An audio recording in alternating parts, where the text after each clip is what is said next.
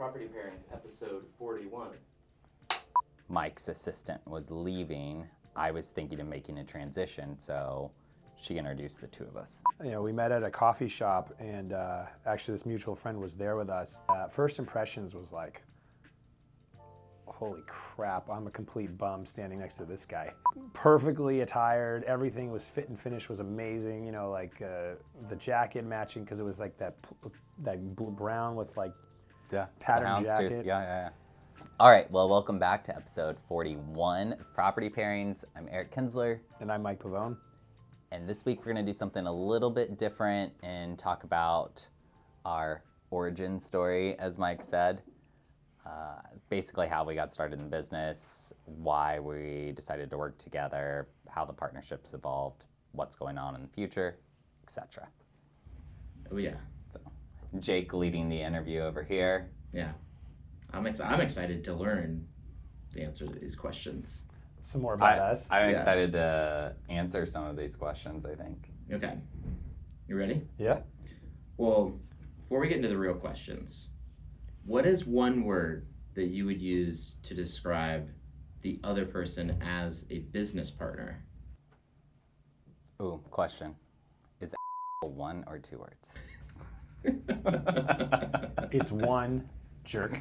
And I was going to say dynamic, because you are. Oh, dynamic. Wow. That's a good So one. you hear my word and his word? Yeah. I know I was going to say, do you feel bad or are you still stand by? That was unrelated question. Yeah, of course. Obviously. I say dynamic because dynamic from my perspective, because when I think along a one-track kind of approach, and then when Eric tends to see, you know, different ways of approaching, whether it's the contracts, like we were talking about the listing language and some things like that I never even considered. When it comes to like ideas from marketing, let's try this. You talked about a client event idea. It was just there's definitely an approach that he brings that just so out there from where I'm used to my comfort zone. It's really kind of brought a lot of change and all for the good. Mm-hmm. So dynamic. That's nice. I liked knowledgeable. Oh. Or experienced. I couldn't go between the two. Seasoned. Old. Experienced, for sure, for Mike. You're very methodical with the way that you do things, and you know, like, this is how this is going to work out, this is how we do this, and that has been huge in learning real estate, especially when I first started, so experienced. I appreciate that. I like that better than the first one. Yeah, that's good. Okay, what was your honest first impression of each other, and just talk about how did you meet? Well, we met through one of our mutual friends. She was on Mike's team, but she started out at my office. So I was friends with her. She went over to Mike's. Mike's assistant was leaving. I was thinking of making a transition, so she introduced the two of us. Yeah. And so, you know, we met at a coffee shop, and actually this mutual friend was there with us. And first impressions was like, holy crap, I'm a complete bum standing next to this guy. Perfectly attired, everything was fit and finish was amazing, you know, like the jacket matching, because it was like that brown with like patterned jacket. Yeah. And I was like, well, if he shows up like this after a full day of work to sit and talk, like, that speaks volumes too. And he asked kind of all the right questions, and, you know, was eye contact. Actually, that was the thing that stood out to me with him, was like he made, you know, straight eye contact with you. He knew his answers. He knew what was important to him, and that's kind of where it started for me. That was when that first impression was solid. Yeah, it was good. Mike was really down to earth. I didn't know what to expect. I like knew him based on his sales, but beyond that, I knew he had a team. I did some of my own research before, but other than that, I didn't know what to expect, but it was good. It was I think the easy to talk to part was like, oh, okay, this is cool. Yeah. Nice. Yeah. When did you realize that working together was actually turning into something like bigger and more beneficial than just if you were working solo? For sure, me. I knew that after my first year, and Mike was like letting me write contracts. Well, having me write his contracts. He would write his own, but I would do mine the exact same way, and he would teach me how to do it. I'm like, oh yeah, I could do real estate, but I knew I wouldn't do real estate alone because it's a lonely business. And I saw opportunity with Mike, and so I'm like, it couldn't have been longer than like 6 months since we started. For him, I'm sure it's longer because I'm ambitious.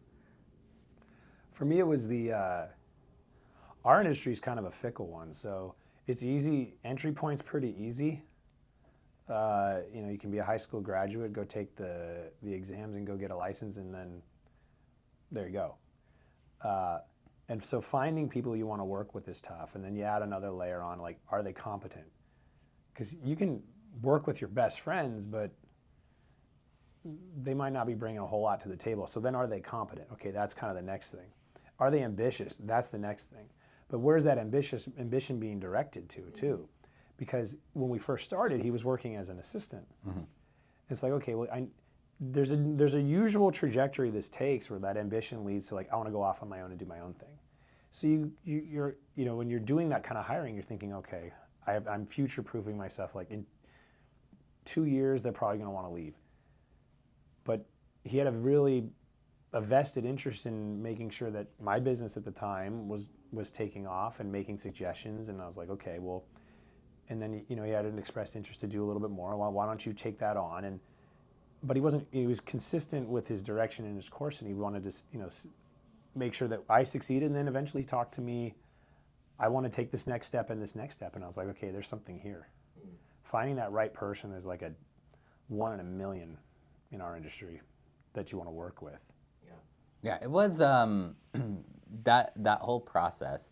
I mean, I'm kind of that person where, and you might do this too in your own career, but it's like, hey, I'll prove my worth to you. You don't necessarily have to pay me for me to show you, like, this kind of work I'll do. Mm-hmm. And so that was a lot of it. I was still Mike's assistant while we were trying to figure out how a partnership could work further down the line. It took us 4 years before we actually...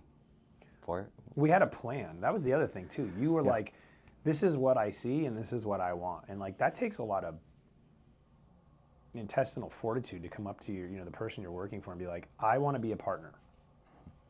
Yeah, it was like 1 year goals, 5 year goals, 10-year goals, and I'm like, this is where I want to be with all of this stuff. And I think first Mike was probably placating me on some stuff. He's like, yeah, well, we'll see.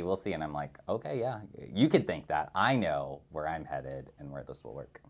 So by 6 months, I was like, okay, this is something.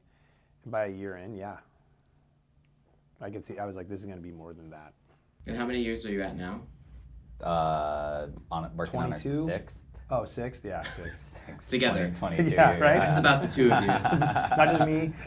No, yeah, 6. We've talked about our plan, like our 1 and 5 year plan and 10-year plan. Like, we've been pretty on point. Nice. Okay, so year 6. Mm-hmm. How has your partnership changed from year 1 to year 6? And what's been the biggest surprise that you found working together over those 6 years? Well, changed. It's been I think the biggest change has certainly been on Eric's part, coming in as just an assistant, then a licensed assistant. Mm-hmm. Then you were what? Team member. Team member. Then it was technically, for some organizational structure, you were technically an independent, right? Yeah. So there's been those kind of job changes and responsibility changes and licensing changes on Eric's part. Mm-hmm. So there's been that change, but that all kind of fed back into the kind of where we were going trajectory-wise anyways. So those have been the biggest changes, and the biggest surprise for me is how well that has worked. It's really been, it's kind of that 1 + 1 = 3 thing for me. It's really been an evolution of how I approach the business and how we approach the business, and all of that comes from like kind of growing up together in a way. Yeah, I mean, we kind of spend half the day together, right? Because work Monday through Friday. We both come into the office, so you just get to learn each other. So I'm really big on relationship. Not that you're not, but I'm really big on relationships and like, okay, how do we make this part better? What can we do here?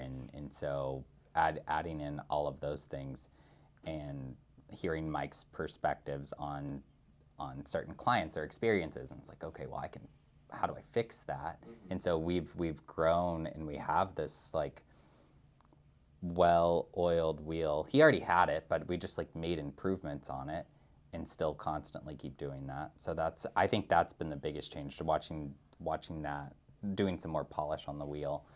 And then what surprised me the most, I didn't know that we would become like good friends. Good. I would say best. Yeah, we're like family. It's really cool. Yeah. It's really cool to get to work with family every single day. Love it. Can I just add one more thing to that too? We had a conversation right when you first started. I don't know if you remember this. You're talking about like, okay, how do I get to where you're at? Like, and we're talking about something about production, I think was the conversation. And it's like, don't look at it like we're both starting in LA and we're trying to get to Boston on a train track, and you need to catch up to me because I'm already 2,000 miles down the track. Just hop on at the next stop, and we'll go from there. And that's kind of been our approach. It's been really positive in that way. Yeah, that was huge help for sure. Getting to be on all of Mike's listings, like having your name attached to there, it makes you grow really rapidly because you have these sales under your belts, and it's not because he just put me on there. You know, I did the behind the scenes work to earn my keep for everything. He made him better. Yeah. It's a good analogy, by the way. The train. I've got a couple good ones these days. It's the dad.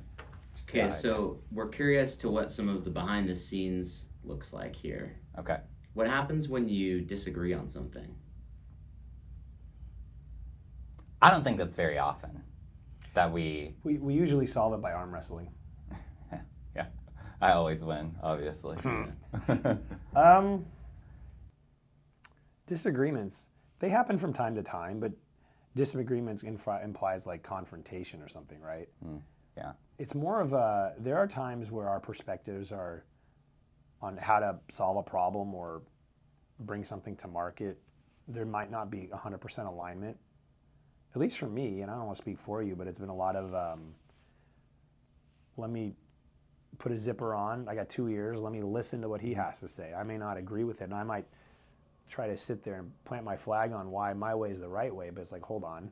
There's two of us here, and there's a unique perspective that I don't necessarily have. So when there are those disagreements, how do we solve them? Usually it's listening. Yeah, I would agree. I think I really can't think of a bunch, like less than 5. And I would say if there's something that we definitely just don't see eye to eye on, it does default to the person whose client it is. Right. One of us always has the lead on our clients. Yeah. It's either someone we've known longer or someone that we've meshed better with. Like they tend to gravitate towards Mike, or they tend to gravitate towards me. And so it's when one of us is the lead with that client, then that person kind of gets the ultimate say, but that's not really a thing. Even when, even when we're dealing in a situation, even when we're dealing in a situation where the client best, and one or the other of us might have a perspective on how to do something, and like, well, that's not really how we've kind of set how we operate, and it's like, but there's that ability to say, hey, but in this particular case with this client, we have to do it this way. So even when there's a disagreement like that, like to Eric's point, that usually rises to the top. Like what's best for the client, or how do we best take care of them? Yeah. Yeah, I was thinking about something maybe like price reduction is a topic of conversation, right? Okay, well, I think they would benefit from this. The other person maybe, I don't know, I feel like it's priced correctly. You could just stick it out for another, couple of weeks. What is like I don't know, what's been like, how do you compromise in the past? If there is like, you would take different approaches to something. The only thing that I can think of that we do differently is the way we talk with other brokers. Otherwise, when it comes to clients and pricing and things like that, that's where I feel like we're always in alignment. We both know the activity really well. We have our strengths there where, like, Mike's most likely probably chatting with the other brokers who've come in. I'm on the back end trying to figure out how to get more people in, and if those people are saying no, we're not interested, and I can't get more people in the door, we're pretty aligned on pricing. So the opportunities for disagreement are few and far between, and that's not for the sake of kind of an echo chamber. We've know what the other person wants or feels about something and just trying to adapt ourselves. But like, I think that speaks to the partnership where there was an alignment from the beginning on how to make things work. So yeah, disagreements not common. We kind of identified where we work best. When did you realize that your working relationship had turned into a good friend or a best friend or a family relationship? This one's my favorite.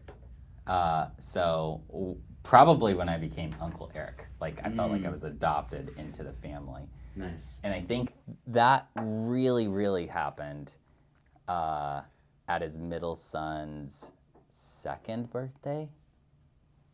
And there's a house full of people. He was like a COVID kid. Oh, yeah.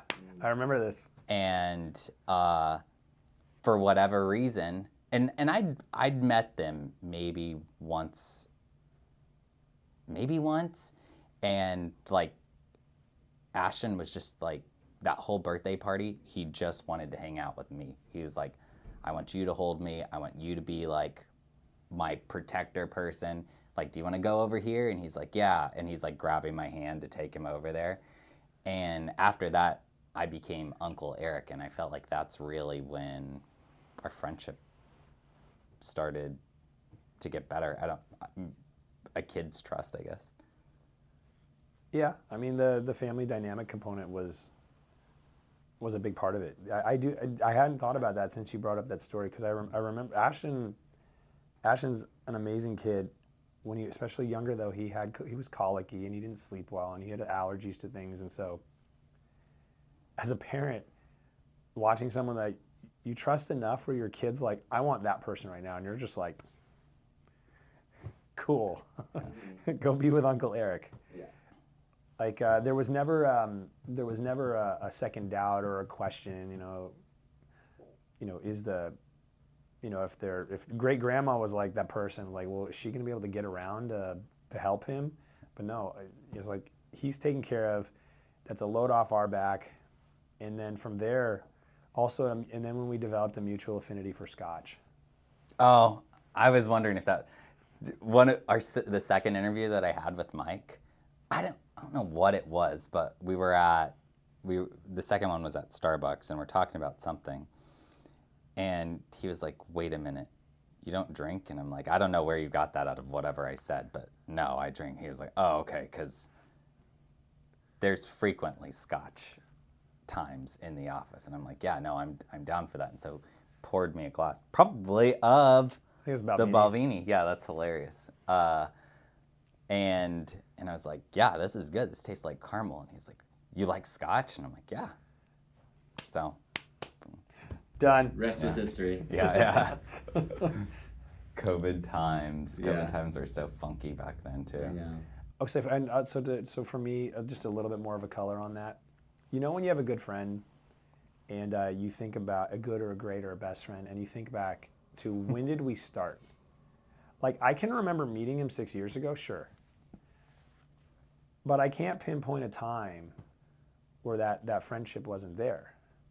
And like with those like best of the best friends that you have, try to think back to when they became that person. You can't. Yeah. And that like so for me, like if I can't name the time, like that's a really good friend right there. Yeah. You just there always have been kind of default been like at that level. Just a good friend. Yeah. Okay. Okay. Great. Oh, for God's sakes. Great, best. Maybe some people might say best or get corrected to say best. Okay, well, while you're saying nice things about each other, now you get to kind of hype the other person up. What does Mike do better than Eric? Oh. Mike, so Mike can draw, which is something that is actually really helpful when you're talking with clients about landscaping. He's like, okay, so what we're gonna do, and it's like, it's not just basic 2D drawing. He's like 3D drawing stuff of like, this is what this is gonna do. We're gonna cut out this bed, we're gonna do this. But not just landscaping, it's interior, it's walls. Like if we opened up this one, it would look like this. He can see what, like as far as remodels go, he can see a vision in his head. And it's not that I can't envision it, but I don't see the picture in a way to relate. I could type it out and have ChatGPT maybe do something for me, but back of the napkin, this would be good. We'll do this here, we'll do this here, we'll have this floors. Like he can pick out all of the construction stuff and change up a house and get the customer, the client, tens, 20, $100,000 more just by spending 20 to like 50 grand. It's crazy. I think that's one of your strong negotiation too. Just Mr. Stoic. I wish I could be like, I try to be that sometimes. It just doesn't come natural, and I'm like, you know what? I'll just wait. I'll wait on it. And then I'm there, and I'm like, the waiting is making me have anticipation and anxiety. And I know he's over there like, oh yeah, I do need to respond to that. Well, he asked me the other day on one. He's like, is this one of those things where no response is a response? I'm like, yes. Yes. But yeah, maybe I do need to respond to that. I'll get back to him this evening because like I'm not doing this right now. Yeah. We're not gonna be suggesting that we're needy or anything like that. So make him wait. But in my head, it's like red light flashing. You need to do this task. Yeah. Do this task. Get it out of the way. Okay, so what does Eric do better than Mike? God, where do you start? Oh God. Well, do better than Mike. Dresses nicer than I do most of the time. I was wearing my Costco jacket today. I'm like, did you see this? I think you win today. I'm feeling casual. You're still dressed nicer than I am. Thank you. Does better than me. By my nature, I am not always the most emotionally inclined person. It's not that I don't feel emotion or anything like that, but I tend to partition that stuff off.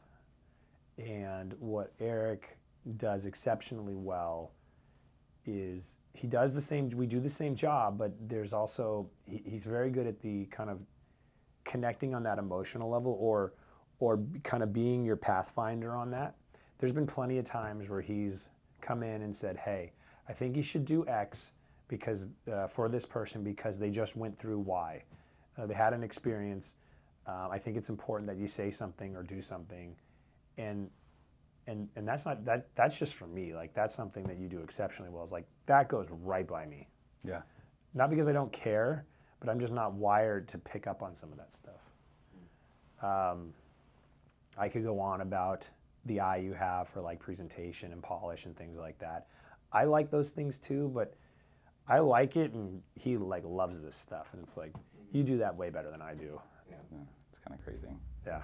So how does the combination of those things that you do well complement yourselves in a way to be beneficial to your clients? Well, there's like a synergy there. Yeah. I mentioned earlier like the 1 + 1 = 3 thing. There's a multiplier when you're not just kind of single threaded on like the value you bring to your client, but you've got multiple, multiple like kind of lethalities, things that you really are just going to crush it on to help your client be successful. Like that's what I see. Like, Yeah, I mean, I would say some of our strengths overlap, but the majority of our strengths I don't think overlap at all. And so having double the strengths in different areas is perfect for our clients. yeah. I think it helps them get more for just having one team. Yeah. Back to behind the scenes. I'm sure you guys have responsibilities that maybe like you each take on. How do you divide and conquer in any sort of ways with like things that Eric owns or things that Mike owns when it comes to dividing responsibilities? Well, we pretty much up until its presentation, so from cleaning to staging, photos, videos, flyers, that's my domain.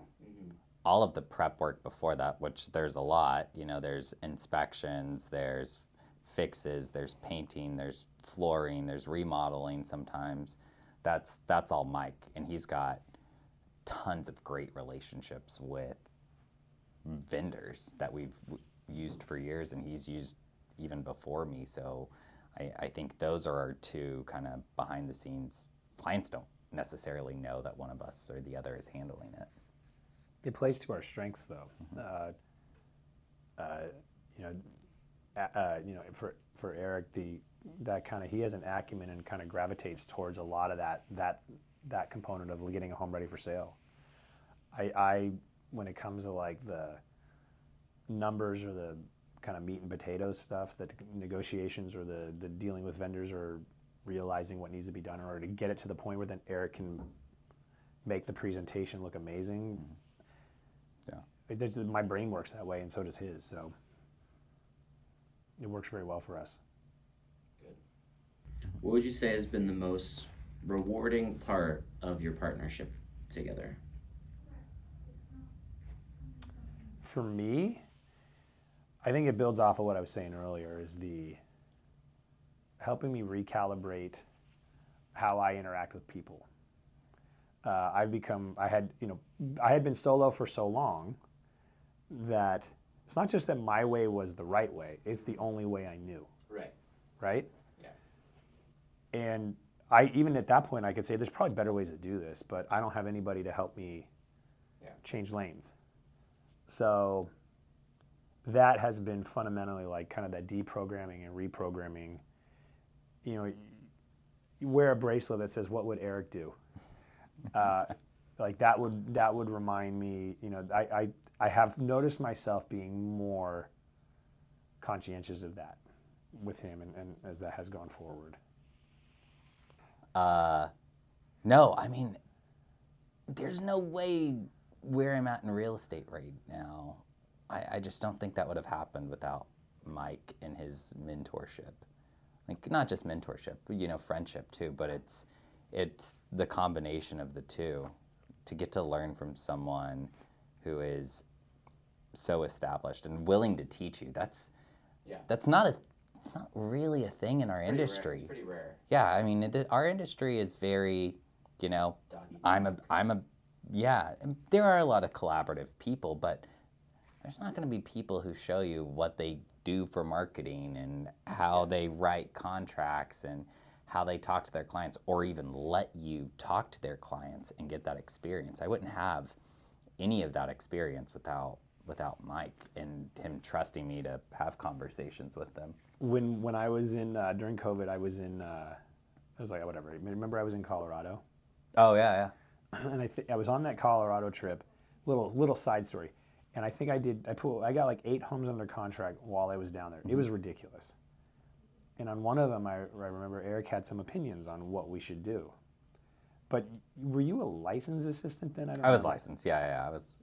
Yeah, because I was like, and I said to him, "Why don't you write it?" Mm-hmm. And there was a noticeable pause on the phone. What? I was like, "I think you got this. Yeah. I'll review it. I think you got this." Yeah. Yeah, that was cool. It was like getting the opportunity to do, and it's actually a little more scary when it's not your client, because you're just like, can't screw this up. Yeah. Like Mike, the client, you can't mess anything up. So it's fun to. That was one of my first experiences to get to negotiate on that end. He did the whole thing. Yeah, that was a lot of fun. So as far as the future goes, you've been working together for 6 years. You said you've talked about, okay, what does year 10 look like? Year 15. I'm just gonna start adding. Yeah. What are you most excited about for the future of working together? Ooh, the moving truck with our faces on it. Moving truck's still on my list, though. We can park it on the lower lot. I'm building the fence today. Maybe we need two, because I'm going to park one at Ames Lake. Oh, yeah, we'll put one there. We'll just get two. Moving truck fleet. Well, going into the future, kind of looking back, kind of respectively, when we first started talking, we did have like a 1-year plan, a 5-year plan, 10-year plan, and we've done pretty well on hitting all those milestones. Going into the future, it's certainly doing more of what we're doing now, but doing it better or improving. There's a component of the business though that, like, when you've seen enough transactions, there's other things that we'd like to add as far as ventures that bring more, variety to the day. So one thing that we had talked about is, over and over again, having done remodels in homes and gotten them ready, there would be this potentially an idea where we might look at picking up properties, and I don't want to say flipping them, because flipping them always gives it a connotation of just like, Yeah. turn and burn and do this, but like bring that pride and presentation that we already manifest with our own clients, but then do them in some of our own properties. Mm-hmm. That's something where if you did a handful of those a year, it's just an opportunity for us to put energy into something more creative and an additional kind of collaborative component. With that, I would be excited about that. Yeah, that's for sure still on our goal list, because we do like to go and do stuff. We've replaced decks before ourselves, just as we're not writing contracts, we're not doing showings, let's break up the normal day-to-day and do that, or like landscaping stuff. We've done landscaping stuff. It's fun to get out of the office and do something different. So thought of getting a project home and redoing that and getting paid to do it. I was thinking about the house we had up by me in Finn Hill, where I taught you how to do trim work. Oh, yeah. He trimmed out an entire cabinet shelf thing by himself. Yeah. Yeah. If I have a photo of it, it's a perfect opportunity to do it there. Yeah. Yeah, that was cool. So we've had a lot of fun with that kind of stuff. So I think it would be a natural extension for us, seeing a property, seeing its potential, and then bringing that to market. Mm-hmm. Okay, so you guys did an Instagram poll this week that I saw on the topic of trust, and 100% of voters said that trust is the most important trait in a business partner, above experience, skill set, opposing strengths, or risk tolerance. Is that true for yourselves? Would you rank trust at the top of those? Yeah. You just have to know that someone's gonna be there to back you up if you need it. That's the trust part. If you don't have trust in someone, you can't get that back. Yeah. Or if that trust has been broken, at that point you might as well call it quits. Like, you can't get that back, and especially in our industry. To rely on someone, I mean, like beyond that, a level beyond just a business partner is someone who's part of the family. Like, you trust your kids with that person. Yeah. Well, that kind of leads into the question of how does trust show up in your partnership? Oh God, so many ways. I mean, I think even just recently there was a client that I had where I was driving around all day, and I didn't have time to run comps to see what the pricing was going to be on this, if it was priced right, if it was underpriced, overpriced, whatever. And we had to write the offer that night, and I still had like an hour until I got home. So I called up Mike, and he's like, yeah, no problem. He runs the comps. He's like, this is what pricing's going to be, etc. Sends it over. I didn't need to double check Mike's work. It's like, okay, so then I could talk to my client. Hey, here's the comps. This is where pricing's going to end up. Got the home. So that's invaluable. I have a echoing that, but in a different manner. When we have various things that are scheduled, or we have to dress a certain way or look a certain way, I can go to Eric and I can just point to the closet, because he's far more stylish than I am. What do I wear? I don't ask my wife. I don't chat GPT this thing. What does Eric say? Yeah. And I'm like, this is what I'm going to wear. No questions asked. Yeah. So kind of piggybacking off of that, are there times where you feel like you have to trust the other person's instincts over your own on any given situation? Oh yeah, 100%. I mean, fashion, obviously. Yeah. Every day of the week on that one.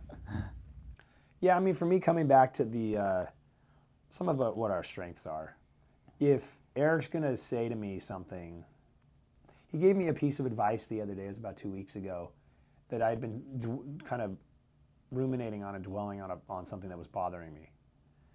And he gave me his 2 cents, and he was very quick to say, "Hey, look, because he's heard me say something to the effect like, I don't give advice because advice can generally tend to cut one way or the other, even with the best intention, right?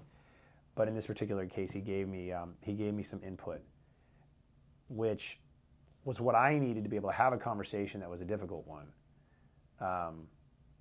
That was something that really hit home for me. That like I can rely on that input, and like I wouldn't have approached it that way. I was kind of holding back to a degree, and I'm not looking for confirmation bias on this, but like to hear that to hear that coming from him was like, okay, I trust him. If he's feeling that, if he's seeing, kind of observing as an outsider, he sees that, I'm going to listen to that. I try to be honest. I mean, always. I think it's best. And I mean, Mike's instincts too about everything, like especially real estate. No, it's a good call. Like I get it. I'm getting. There are times where I'm feeling emotionally wrapped up into something, and it's like, well, pragmatically, this way, or it's like, don't let ego get in the way. Like I think of that sometimes. Because he said it before, because it is easy in real estate to let your ego get in the way. And so I think about that, and I'm like, is my ego getting in the way? Yes. Don't relay that to your client. Your client needs to know what's best for them. Like, it has no idea what the agent's being like on the other side. It has nothing to do with your client. So, but there are some tacky people out there sometimes, and you're just like, I just want to give them the boot. We had one. I had kind of like to. We have a seller at one point that was kind of challenging, and we were actually it's a dual agency situation, and we don't do dual agency except when like buyer and seller have already met. They already know what the terms are. All that's been established, and like we're just brokering the deal at that point. We make that very clear up front. And the seller's been dealing with a lot of things, and when I had to call about something was not at an opportune time, and so she's just lighting into me and haven't done anything. She just was having a bad day, and your knee jerk is to like fire back, because like, but I just turned the other cheek, took that, and kept rolling with it, because it's not going to help anybody to bring my ego into this or to try to duke this out with this person. You know, at the end of the day, all we're trying to do is help you out. Yeah. And you already know where you want to go with this, and we're just making that happen. Mm-hmm. So. Yep. All right. Well, thank you for joining us here on episode 41 of Property Pairings. I'm the Arbiter. That's Master Chief. Boom. Appreciate it. Thank you. Remember to click like and subscribe. We'll see you next time. Cheers. I was gonna say because I don't know how I'm ending up being arbiter. I don't know. You're a first player. It's funky that it He's- does that. He sucks. You have to start out friendly. You can't just go in and be like, so how can we value, right? It's not what you said the first time we met. You were very. No, I'm joking. Well, yeah, but we didn't know each other. It was straight business. Nah. God, we're getting up there in the episodes, that's for sure. Still not as many episodes as how old I am. I know. Property Pairings, our special edition. I'm Mike. A We're doing pairing. this one over anyways because he's already smiling. He's making that look. Because he paused as if he like was questioning. Do I What's just say my my name or do it? He's like, I'm Mike. I did, didn't I?